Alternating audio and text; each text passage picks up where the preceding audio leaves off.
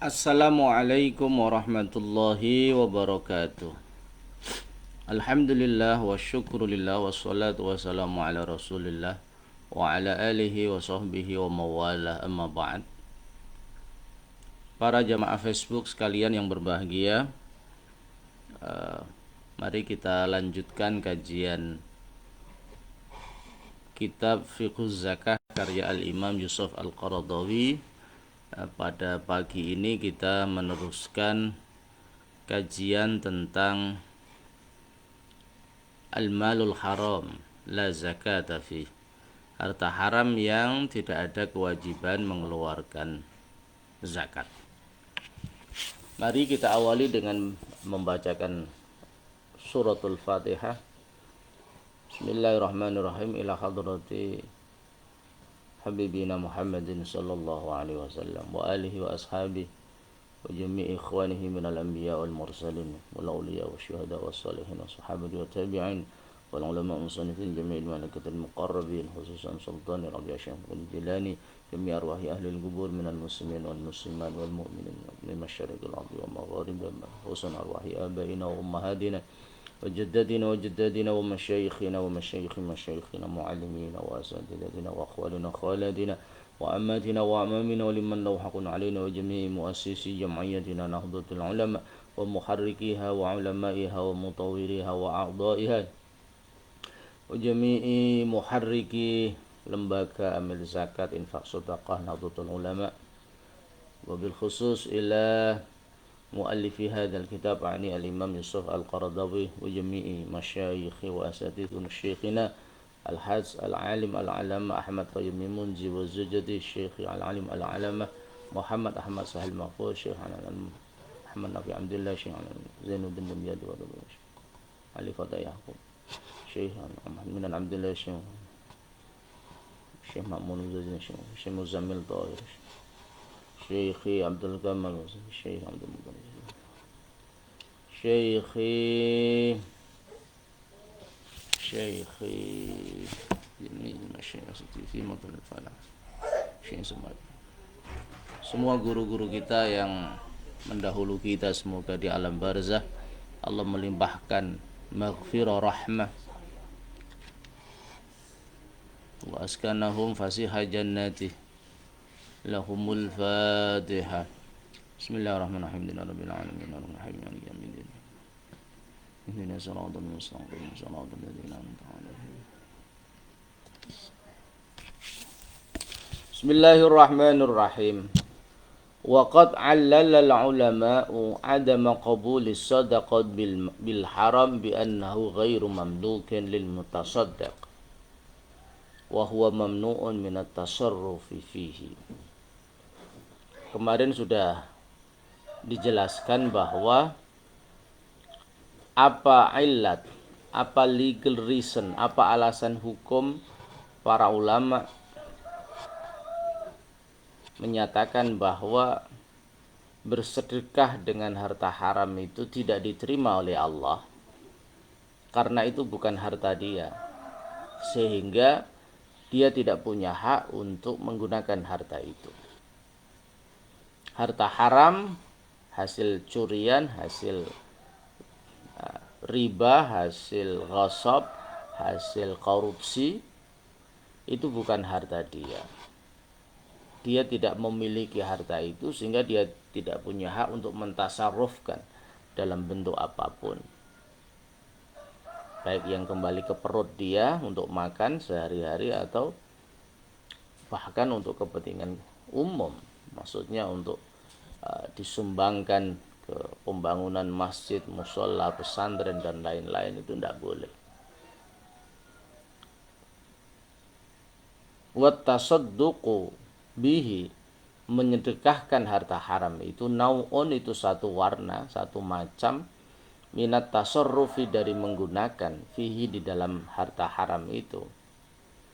Karena menyedekahkan harta itu bagian dari tasarruf, bagian dari membelanjakan, bagian dari menggunakan harta itu.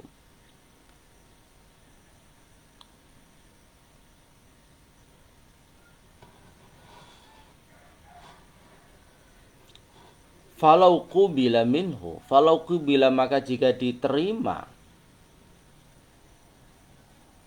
minhu, falau qubila maka jika diterima tasarruf itu minhu dari harta haram itu, lazima maka harus ayyakuna ada asyai'u sesuatu makmuran bihi itu diperintahkan. Kalau kemudian agama menerima, membolehkan penerimaan harta itu, maka konsekuensi hukumnya adalah agama memerintahkan itu. Artinya memerintahkan untuk menyedekahkan harta itu dan sehingga boleh diterima. Sedangkan orang itu tidak diperintahkan untuk menyedekahkan dalam konteks agama. Manhiyan anhu min wajhin wahidin. Manhiyan anhu yang dilarang anhu dari menerima itu, min wajhin dari satu perspektif, satu arah, wahidin yang satu, wahwa muhalun. Tidak mungkin di satu sisi agama melarang mengambil harta dengan cara yang batil, dengan cara yang tidak benar, dengan cara riswah, dengan cara mencuri, ghasab, sumpah palsu dan lain-lain. Allah melarang itu, sedangkan di sisi lain agama menerima sedekah dari situ. Tentu ini paradoks. Tidak boleh dong. Di satu sisi kok dilarang, tapi di sisi lain kok diterima. Katanya Islam melarang mengambil harta dari jalan yang tidak benar, melakukan korupsi dan lain, tapi kok agama membolehkan menerima harta dari situ. Itu tidak ada konsistensi hukum. Agama ya jelas, ma haruma akhdhuhu haruma i'ta'uhu. Apa yang tidak boleh, apa yang dilarang mengambilnya karena bukan hartanya, ya tidak boleh diberikan kepada orang lain. Karena innallaha thayyibun la yaqbalu illa thayyiban. Allah itu zat yang bersih, baik, yang tidak menerima amal-amal kecuali yang baik-baik. Amal yang lahirnya memang baik itu kemudian dilakukan dengan cara yang baik, dengan tingkat keikhlasan, kemurnian yang maksimal. Wan natijatu, apa ini kesimpulannya? Annal mar'a, sesungguhnya seseorang, la yu'addu, tidak dianggap orang itu, fi nadhri syari', dalam pandangan Allah dan Rasulnya. Seseorang itu dalam pandangan agama begitu ya, dalam pandangan Islam tidak dianggap, tidak dihitung ghaniyan, orang kaya, bil malil haram, dengan kepemilikan harta haram. Dalam pandangan Islam, orang itu tidak dianggap kaya dengan hasil korupsi, meskipun dia berhasil mengkorupsi 2 miliar, 5 miliar, 10 miliar, bahkan sampai hitungan triliun, apalagi itu uang negara yang harusnya untuk kesejahteraan rakyat tapi digarong oleh beberapa oknum untuk kepentingan diri dan kelompok. Itu orang itu dalam pandangan Islam la yu'addu ghaniyan, tidak dianggap orang kaya. Maksudnya apa? Ya dia miskin. Karena itu bukan uangnya, itu bukan hartanya. Kenapa diambil? Dalam bahasa yang kasar, digarong.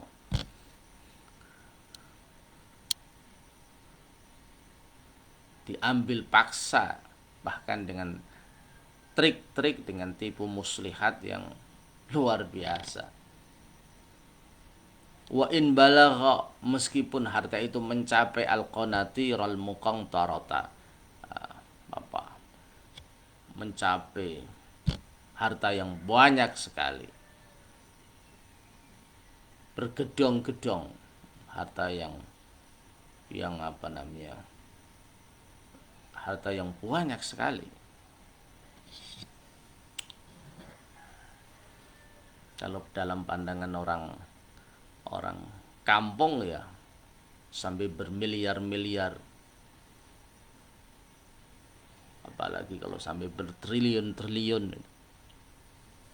Misalnya bisnis narkoba, itu keuntungannya menggiurkan, banyak sekali.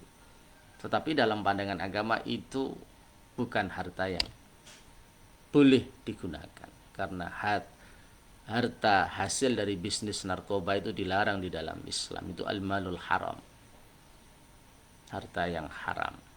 Bisnis nightclub, diskotik, warung remang-remang yang disalahgunakan untuk free sex misalnya, itu hasilnya haram, tidak bisa dimiliki dalam pandangan Islam.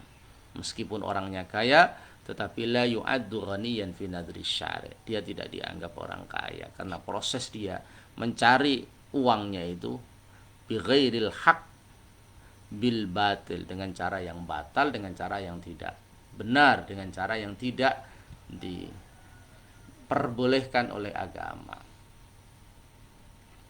Bisnis miras misalnya, dengan profit yang menggiurkan dari sisi ekonomi, tetapi agama melarang itu sehingga hasilnya juga tidak sah. Fi nadri syara', ya, dalam pandangan Allah dan Rasulnya, bukan dalam pandangan kaum kapitalis, liberalis yang menggunakan segala cara untuk mencapai tujuan. Tentu di dalam keyakinan agama kita, rizki itu yang paling penting adalah halalang thayyibah, halalang thayyiban mubarakah, statusnya halal, kemudian thayyibah bergizi atau baik itu, dan mubarakah membawa berkah, berkahi itu. Jadi yang penting pertama adalah halal. Rizki kita harus halal, kalau bisa fungsional, thayyibah berkualitas tinggi, dan mubarakah fungsional, memberikan keberkahan bagi diri dan orang lain. Watalat, dan panjang muddatuhu, ukurannya, panjangnya, fiyadaihi, di dalam kedua genggaman tangannya. Meskipun harta itu bermiliar-miliar, bertriliun-triliun, kalau dihitung itu panjang sekali, di perusahaan ini, di perusahaan ini, tetapi semua itu hasil dari korupsi. Dia tanam investasi di perusahaan ini, di sana, di sana, di sana, banyak sekali. Itu di dalam pandangan agama la yu'addu ghaniyan, tidak dipandang, tidak dianggap, tidak masuk kategori orang kaya. Maksudnya apa? Ya selain kaya itu ya orang miskin. Meskipun mobilnya mewah, rumahnya mewah, vilanya mewah, semua serba mewah, tetapi dihasilkan dengan cara yang tidak dibenarkan oleh agama. Hatta ajaza, bahkan karena tidak dianggap orang kaya, karena itu bukan harta miliknya, hatta ajaza, sehingga memperbolehkan as-Sarakhsi, Imam Sarakhsi wa ghairuhu, dan ulama yang lain min fuqaha'il Hanafiyyati, dari para pakar fikih madhab Abu Hanifah, memperbolehkan apa itu Imam Sarakhsi? At-tasadduq, menyedekahi ala salatin, kepada beberapa raja, sultan, penguasa, wal umara, dan para pemimpin, az-zalamah, yang aniaya, yang zalim. Para pemimpin yang zalim itu, dengan nada sindir Imam Sarakhsi.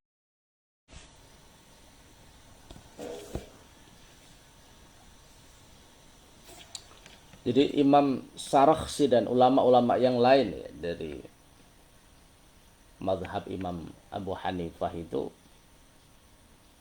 memperbolehkan bersedekah kepada as-salatin wal umara az-zalamah, para raja para penguasa, para pemimpin yang zalim.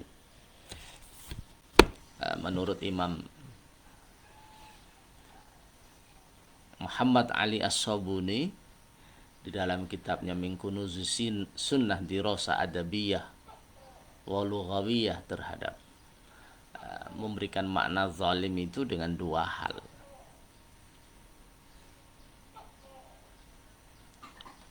Apa itu zalim itu? Zalim itu yang pertama adalah mujawazatu hududillah, menerjang batas-batas yang sudah ditetapkan oleh Allah. Wa may yata'adda hududallahi faulaika humuz zalimun. Orang-orang yang melewati, menerjang pagar-pagar, batasan-batasan yang ditetapkan Allah itu, faulaika humuz zalimun. Itu adalah orang-orang yang zalim, orang-orang yang aniaya. Yang kedua, wa akhdhu huquqil ghairi udwanan ay bi ghairi haqqin. Zalim itu yang kedua adalah mengambil hak-hak orang lain dengan cara yang tidak benar, dengan mengambil paksa tanpa ada aturan-aturan yang dibenarkan oleh agama. Misalnya kalau zaman dulu ya para raja itu mewajibkan rakyatnya membayar upeti. La angti binafsin, bukan dengan kerelaan, tetapi paksaan. Karena hukum zaman dulu itu semua tanah di bawah kekuasaan raja itu ya miliknya raja, sehingga terserah raja itu mau mengambil semua hasil bumi atau tidak. Ini hukum rimba yang terjadi pada masa lalu, sehingga Imam Sarakhsi dan ulama-ulama lain dari pengikut Imam Abu Hanifah itu memperbolehkan bersedekah kepada para penguasa, para pemimpin yang zalim itu, yang melakukan kelaliman, melakukan kezaliman, melakukan penyimpangan, mengambil harta rakyatnya secara paksa tanpa mengindahkan aturan-aturan yang benar. Wa'tabaru dan ulama-ulama ini menganggap para pemimpin, para penguasa yang zalim ini fuqara'a, dianggap orang-orang fakir, orang-orang yang butuh dikasihani, orang-orang yang butuh disantuni. Kenapa? Karena harta yang ada pada mereka itu bukan harta dia, karena harta orang lain yang diambil dengan paksa. Li'annama, karena sesungguhnya sesuatu, harta-harta itu, biaidihim, yang ada di dalam genggaman tangannya, di dalam kekuasaannya. Innama huwa amwalul muslimin. Innama huwa, sesungguhnya harta itu, amwalul muslimin, adalah harta-harta orang Islam. Harta yang digarong mencapai nilai yang fantastis, miliaran atau triliunan itu, innama huwa amwalul muslimin. Itu adalah harta rakyatnya, harta orang-orang Islam.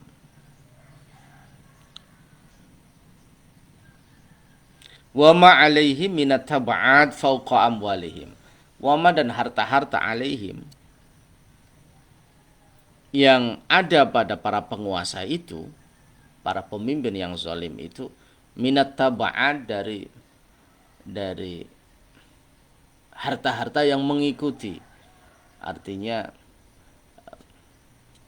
dari mungkin keuntungan dari harta yang diambil itu, fauqa amwalihim, yang itu bukan harta-harta mereka.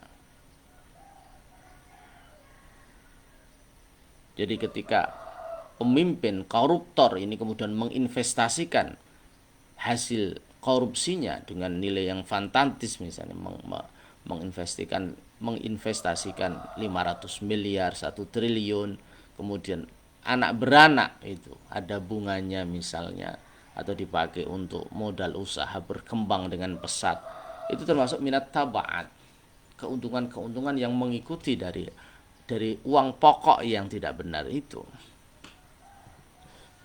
juga tidak boleh. Jadi al-fawaid, tsamarat, buah-buah, faedah-faedah yang lahir dari harta yang haram itu ya jadi haram.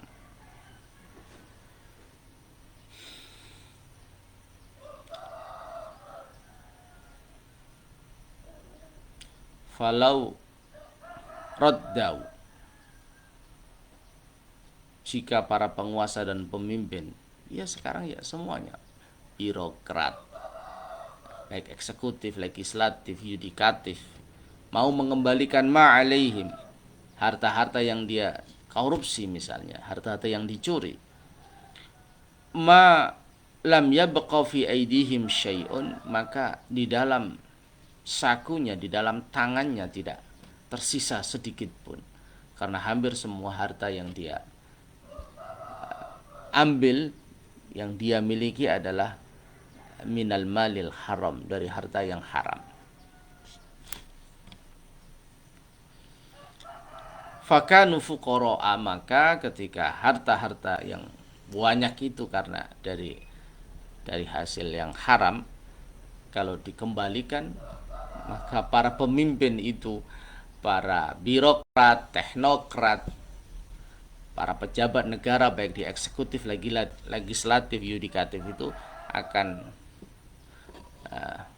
menjadi poor people, menjadi masyarakat yang miskin, menjadi fuqara, orang-orang yang butuh disantuni, orang-orang fakir. Karena harta rakyat dia garong, maka kalau harta itu dikembalikan kepada rakyat, maka mereka akan menjadi masyarakat yang miskin, yang butuh disantuni.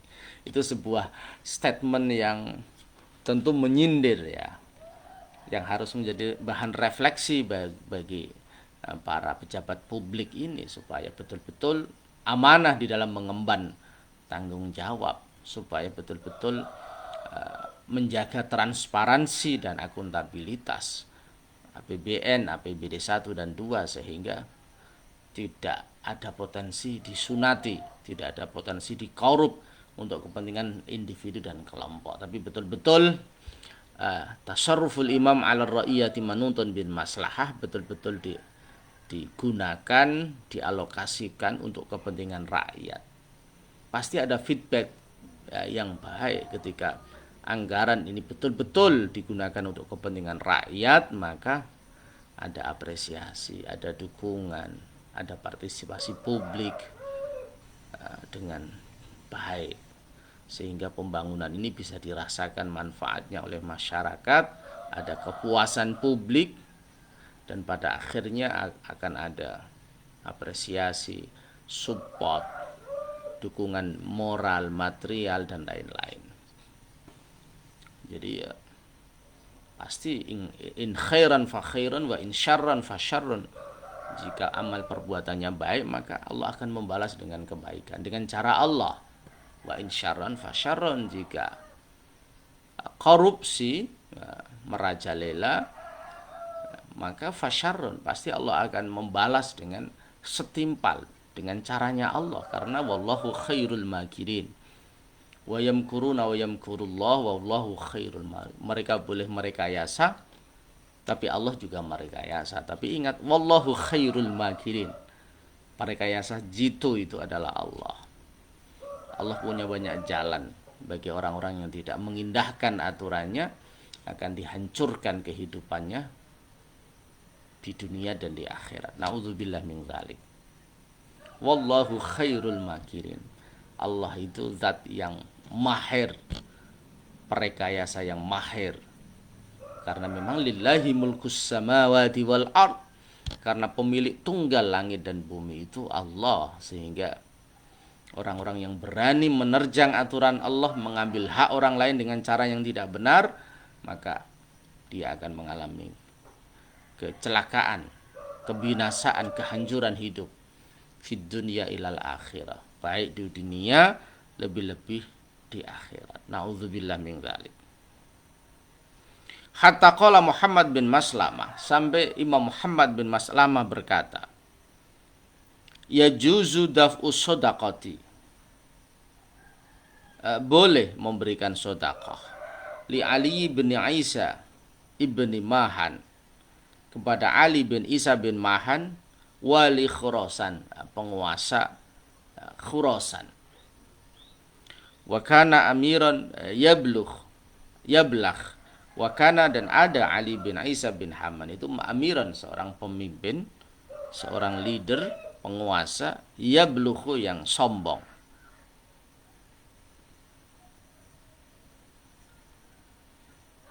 Wajabat alaihi kafaratu yaminin,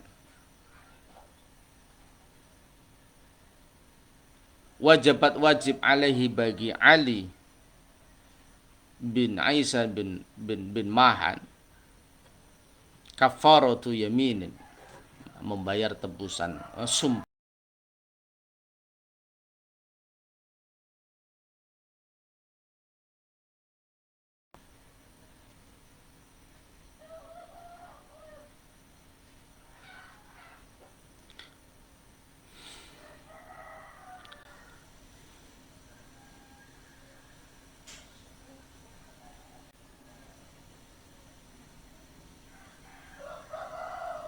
Fasu'ila fa'aftahu bisiyami thalathati ayyam. Fasu'ila, dia ditanya, atau fasa'ala, dia bertanya, fa'aftahu, maka para ulama memberikan fatwa dia bisiyami thalathati ayyam, dengan puasa 3 hari.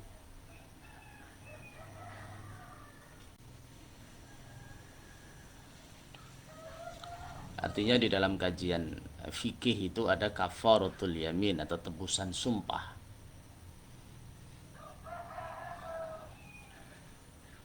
Dengan dengan bersedekah, it'amu asyarati masakin, atau siyamu thalathati ayyam, memberikan sedekah 10 orang-orang fakir miskin, atau berpuasa di sini bisyami thalathati ayyam, dengan berpuasa 3 hari. Faja'ala yabki wa yaqulu li hashmihi innahum yaquluna li inna ma'alaika minat taba'at fawqa malika minal mal, fakafaratuka kafaratu yamini man la yamliku syai'an.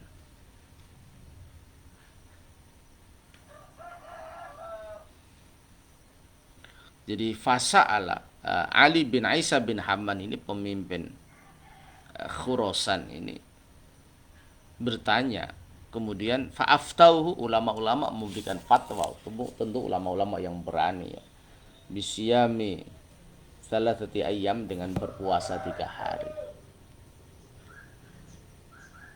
Faja'ala yabki, maka dia kemudian menangis, wa yaqulu li hashmihi, dan dia berkata karena saking emosinya, marahnya, innahum yaquluna li inna ma'alika minat taba'at fawqa malika minal mal. Inna ma'alika, sesungguhnya sesuatu yang ada pada kamu, minat taba'at, dari uang-uang yang banyak itu, fawqa malika minal mal, atau fawqa malika minal mal, fawqa malaka minal mal, melebihi sesuatu yang mestinya kamu miliki dari harta. Maka fakafaratu, kalau melihat gaji kamu hanya 60 juta misalnya, tetapi kenaikan harta kamu fantastis kok, sampai 10 miliar, 15 miliar, 500 miliar, sedangkan gajimu hanya 60 juta misalnya. Kamu sebelum menjadi pejabat publik, kekayaan kamu hanya 2 miliar. Ini baru 1 tahun kok kekayaan kamu sudah naik 500 miliar. Ini fauqa malaka minal mal, atau fauqa malika, di atas hitung-hitungan harta kamu yang tidak wajar. Fakafaratuka, maka tebusan kamu adalah kafaratu yamini man la yamliku syai'an. Itu seperti orang yang, seperti tebusannya sumpahnya orang yang tidak memiliki sesuatu. Maksudnya tidak disuruh untuk bersedekah it'amu asyarati masakin misalnya, memberikan makan 10 orang miskin, tetapi langsung disuruh berpuasa 3 hari karena dianggap orang miskin. Karena harta yang dia miliki bukan harta dia, itu harta yang didapatkan dengan cara yang tidak halal.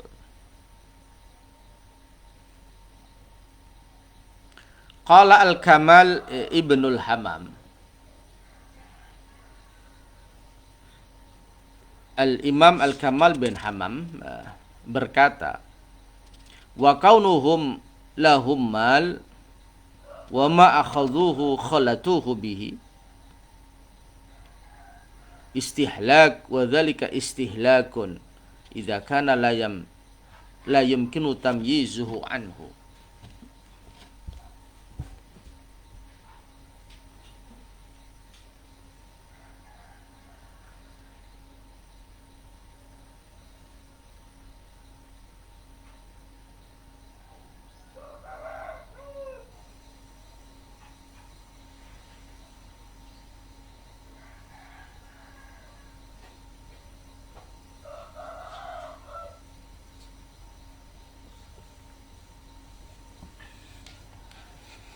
Qala berkata Al-Kamal Ibnul Hammam, Imam Kamal bin Hammam, wa kaunuhum lahum malun, keberadaan mereka yang punya banyak harta,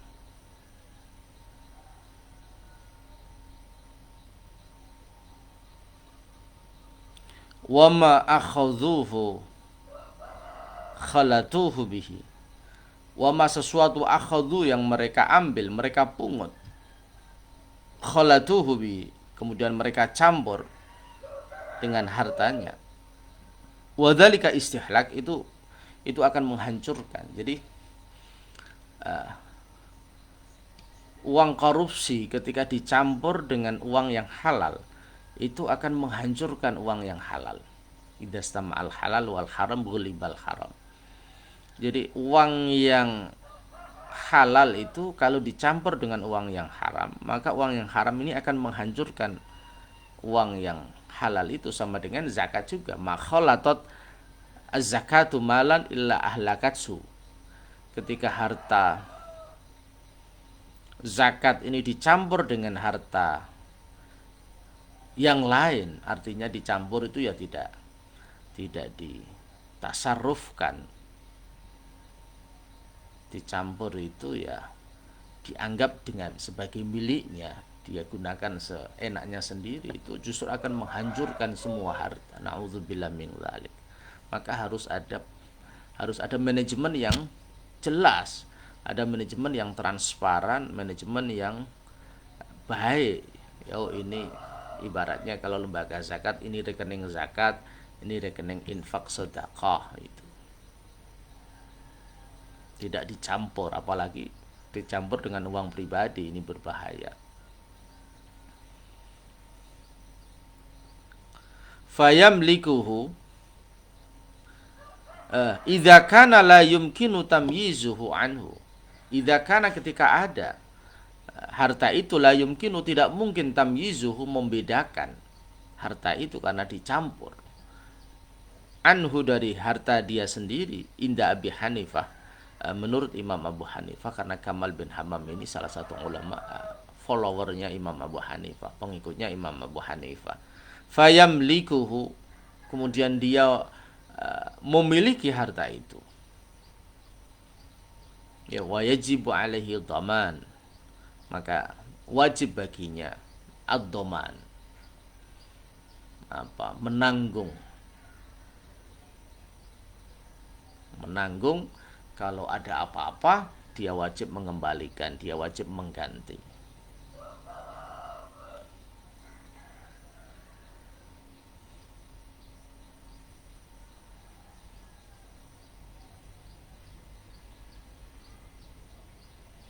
Hatta qalu, sehingga para ulama berkata, tajibu alaihim fihi az-zakah, tajibu, wajib, alaihim, kepada orang-orang ini yang mengumpulkan harta ini, mencampur hartanya dengan harta yang tidak benar itu, az-zakatu, zakat.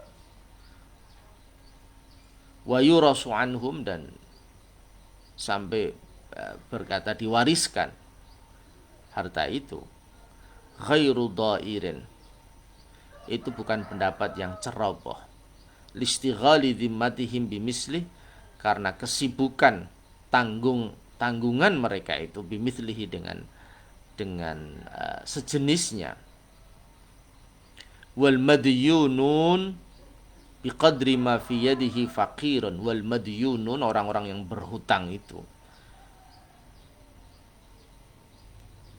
biqadri ma fi yadihi, atau ya, biqadri ma fi aidi, dengan kadar yang ada di dalam dengan apa yang ada di dalam tangannya, faqirun, atau wal madinun lah, biqadri ma fi yadihi faqirun.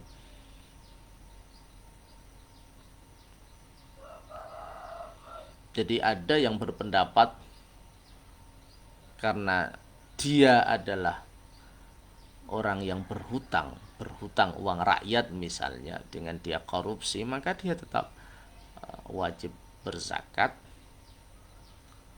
dan dia juga wajib mengembalikan harta itu kepada pemiliknya, ibaratnya dikembalikan kepada negara dalam konteks korupsi uang rakyat misalnya.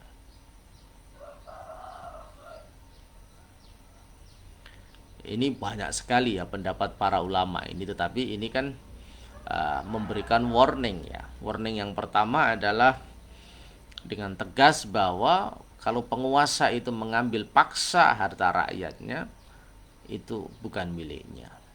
Bahkan penguasa ini boleh disedekahi dengan statement yang menyindir ya, menghardik. Yang kedua, pandangan itu pandangan dari Muhammad bin Maslamah.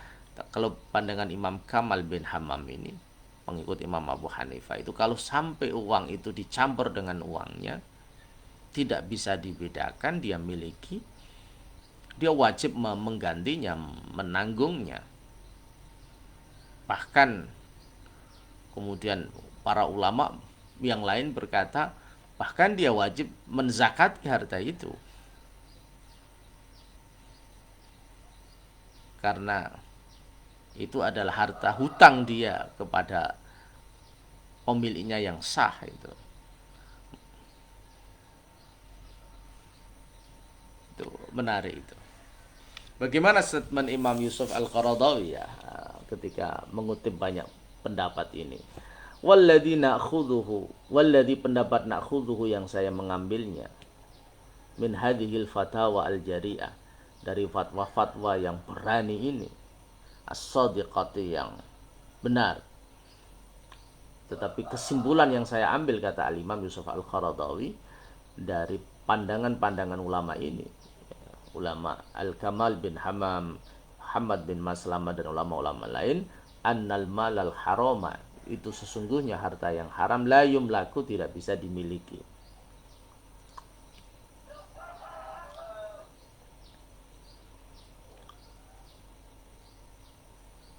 Wala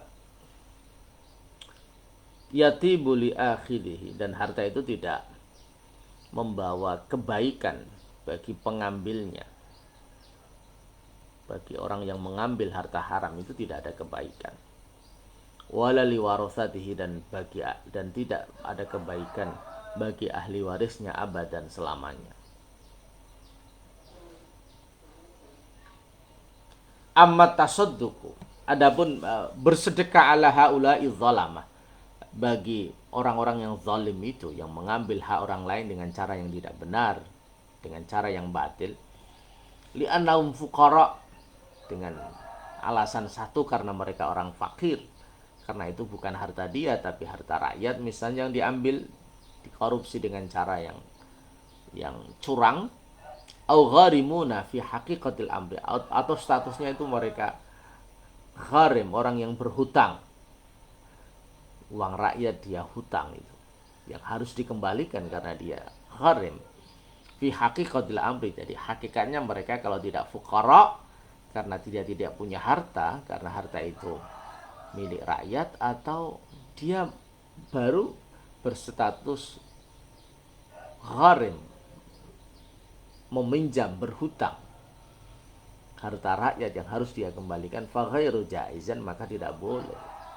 bersedekah kepada para penguasa itu, ya tidak boleh. Ini kan hanya bahasa sindiran, bahasa kinayah. Tentu penguasa kalau dikasihani dengan arti disedekahi tentu marah ya, karena apalagi dengan alasan bahwa penguasa dikatakan orang yang fakir, orang yang miskin, tidak punya harta, karena harta yang ada padanya itu harta yang haram, tentu marah itu. Tetapi kan warning ini bagi penguasa itu supaya mengalokasikan anggaran negara secara transparan dan akuntabel. Li'annal faqira alladhi yasta'inu bil mal ala ma'siyatillah. Li'annal faqira, karena sesungguhnya orang fakir, alladhi yasta'inu, yang dia memanfaatkan, menolong orang lain, misalnya bil mal, yang dia menggunakan bil mali, dengan harta, ala maksiatillah, untuk bermaksiat kepada Allah. La yajuzu i'ta'u, tidak boleh diberikan minaz zakati, dari zakat. Orang fakir, orang yang tidak punya, ketika dia dikasih zakat atau orang yang lain atau sumber yang lain, infak dan sedekah, harta itu akan digunakan untuk bermaksiat kepada Allah, untuk berzina, untuk minum minuman keras, untuk mengkonsumsi narkoba, untuk untuk membantu usaha-usaha yang tidak benar, misalnya untuk bermaksiat kepada Allah secara umum, itu tidak boleh diberikan harta zakat. Wa kadzalika al-gharim, begitu juga orang yang berhutang, alladzi stadana fi maksiatin, yang dia berhutang dengan tujuan fi maksiatin, melakukan maksiat. Ada orang berhutang untuk bisnis narkoba, bisnis miras, bisnis diskotik, warung remang-remang, prostitusi dan lain-lain. Itu orang gharim seperti itu tidak boleh diberikan zakat.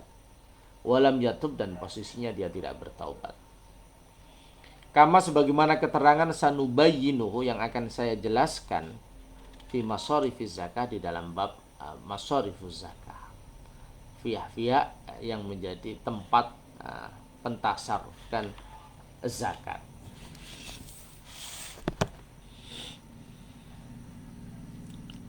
Ini kajian tentang al-malul haram selesai ya. Jadi harta yang haram itu yang dimiliki dengan jalan yang tidak benar, imma birrishwah, suap, imma bisariqah, mencuri, imma bil ghasab, dengan ghasab, imma bisyahadati zur, dengan sumpah palsu, persaksian palsu, dan lain-lain. Kalau sekarang ya dikenal dengan korupsi, yang dilakukan oleh siapapun, khususnya pejabat negara di legislatif, yudikatif, eksekutif, maka harta itu harus segera dikembalikan kepada negara. Karena al-malul haram la zakata fi, karena orang yang mengambil harta dengan jalan yang tidak benar itu hakikatnya dia tidak punya harta dan tidak ada kewajiban agama apapun. Pada hakikatnya dia harus mengembalikan harta itu, dan dia mungkin akan menjadi orang yang miskin karena dia tidak punya uang selain uang yang dia korupsi, dan posisinya terus dia orang yang gharim, orang yang punya hutang, yang harus mengembalikan harta itu kepada pemiliknya yang sah. Misalnya kalau menggarong uang negara, ya dikembalikan kepada negara, karena alokasi anggaran itu untuk banyak pihak, wabil khusus untuk menegakkan atau menciptakan keadilan sosial bagi umat Islam atau bagi rakyat.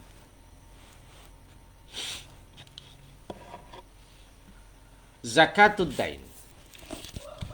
Sekarang kita kembangkan masuk sub kajian yang baru, yang masuk dalam kajian al-milk ini adalah zakatud dain.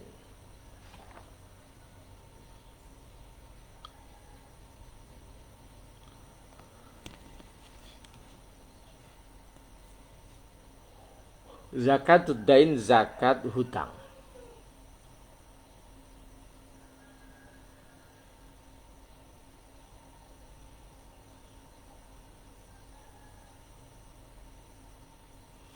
Wa mimma yatafarra'u ala hadha syarti. Wa mimma, sebagian sesuatu, yatafarra'u yang mencabang, yang menjadi berkembang, ala hadha syarti, atas syarat ini, bahwa harta yang dizakati harus al-milkut tam, milik yang sempurna. Al-bahsu, satu kajian khusus fi zakatid daini, di dalam zakat hutang.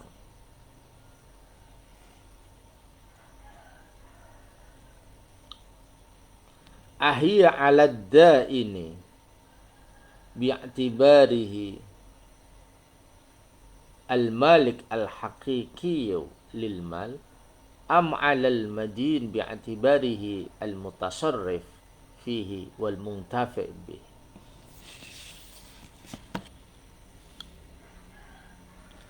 Ahiyya, apakah zakat hutang itu 'ala dain, dibebankan kepada orang yang memberikan pinjaman, memberikan uang,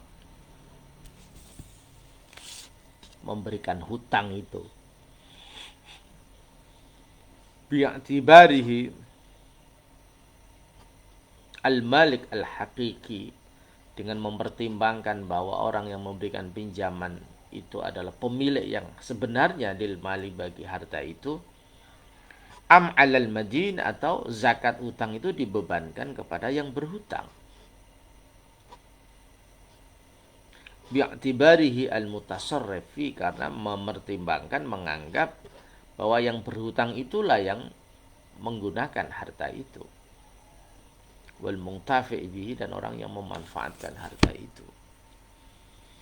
Kira-kira zakat hutang itu dibebankan kepada siapa? Orang yang memberikan pinjaman atau orang yang meminjam, orang yang berhutang? Kalau orang yang memberikan pinjaman itu karena dia pemilik yang sebenarnya dari harta itu. Tapi kalau al-madin, orang yang berhutang, ya karena dia yang menggunakan harta itu, yang memanfaatkan harta itu. Am yu'fa kilahuma, atau keduanya dimaafkan, artinya tidak ada kewajiban berzakat. Am hiya ala kilaihima, atau zakat itu dibebankan kepada keduanya, baik kepada ad-dain atau al-madin, orang yang memberikan pinjaman dan orang yang berhutang, menerima pinjaman itu.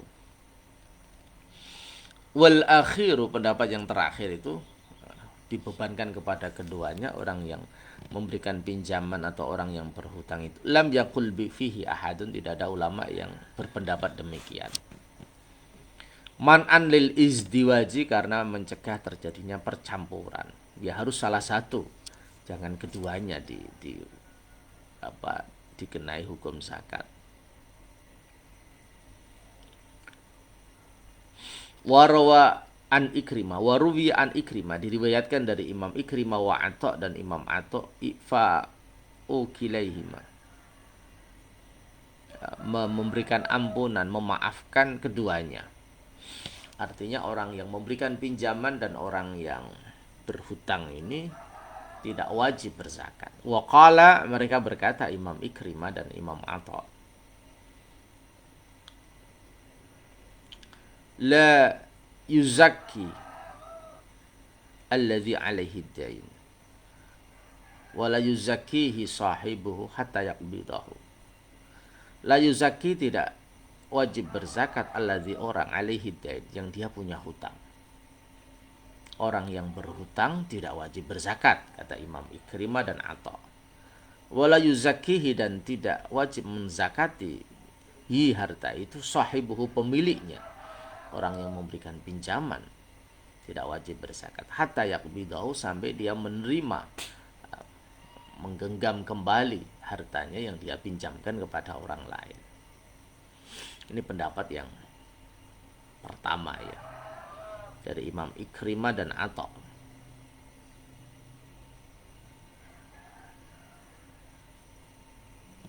Baik kreditor, debitur ya, orang yang memberikan pinjaman, orang yang menerima pinjaman, berhutang, dia tidak ada kewajiban berzakat.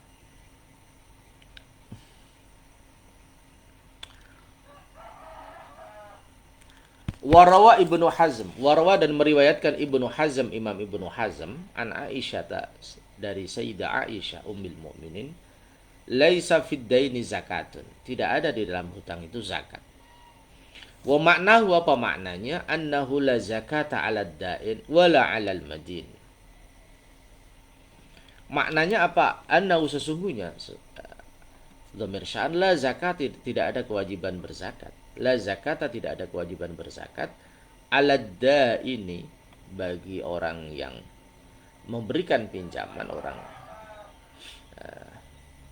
bosnya istilahnya, wala 'alal madin, dan orang bagi orang yang berhutang. Wa ayyada dzalika Ibnu Hazm, wa ayyada, dan memperkuat dzalika statement dari Sayyidah Aisyah ini Ibnu Hazm, Imam Ibnu Hazm yang punya kitab Al-Muhalla ya fi usulil fiqh. Wa huwa Ibnu Hazm madhabu ashabihi, itu madhab para sahabatnya, para muridnya, minaz zahiriyah, dari golongan zahiriyah.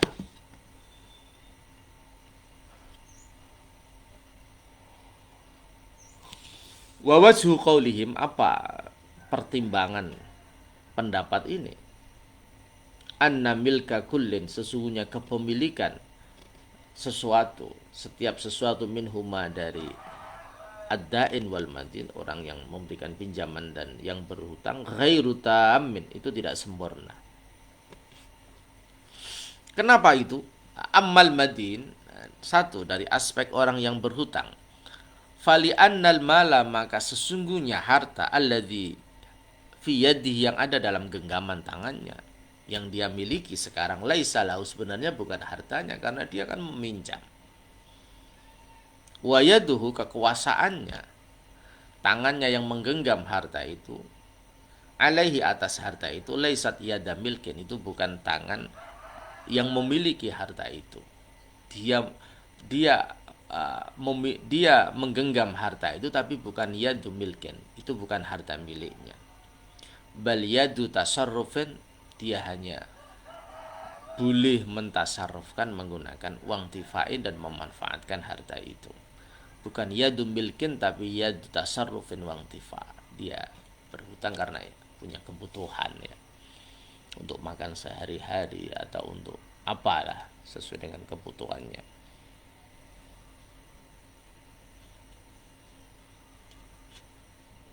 Wal malu, harta yang ada pada madin, yang berhutang itu, ala milki sahibi, itu milik itu di dalam kepemilikan yang punya. Ada ini yang menghutangkan kepadanya. Lau akhdhuhu matasya, dia berhak mengambilnya sesuai dengan kehendaknya. Matasya, kapan-kapan dia berkehendak, dia bisa mengambil itu. Jadi bagi yang memberikan pinjaman, bagi yang berhutang itu bukan hartanya, dia hanya memanfaatkan saja, dan sewaktu-waktu diambil oleh orang yang memberikan pinjaman, ya dia harus siap mengembalikan. Wa amadain, adapun orang yang memberikan pinjaman itu, fali anal mala, maka karena sesungguhnya harta itu, laisa fi yadihi, tidak sedang dalam genggaman tangannya, hakikatan, secara hakiki. Harta itu dipinjamkan kepada orang lain, sehingga tidak ada dalam kekuasaannya. Wa ghairuhu huwa alladhi yatasarrafu fi, orang yang dia pinjami itulah yang mentasarrufkan hartanya. Wa yang tafi'u bihi, yang memanfaatkan harta itu. Fakana milkuhu, maka kepemilikan dia alaihi, atas harta yang dia pinjamkan itu, laisa bitamin, itu bukan harta yang sempurna. Ini pandangan dari Imam Ibnu Hazm yang didukung oleh para murid-muridnya itu yang dikenal dengan Dhahiriyah.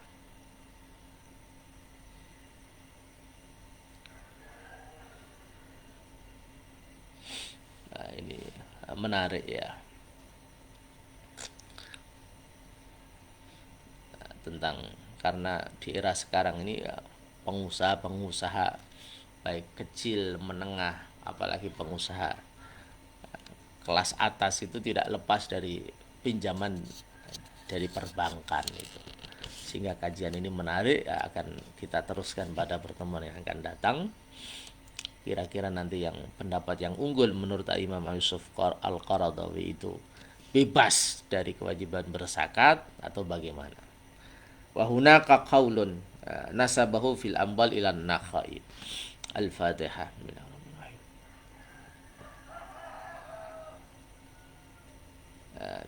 Terima kasih atas segala perhatian, mohon maaf atas segala kekurangan, wal afu minkum, wallahul muwaffiq ila aqwamit thoriq. Assalamualaikum warahmatullahi wabarakatuh.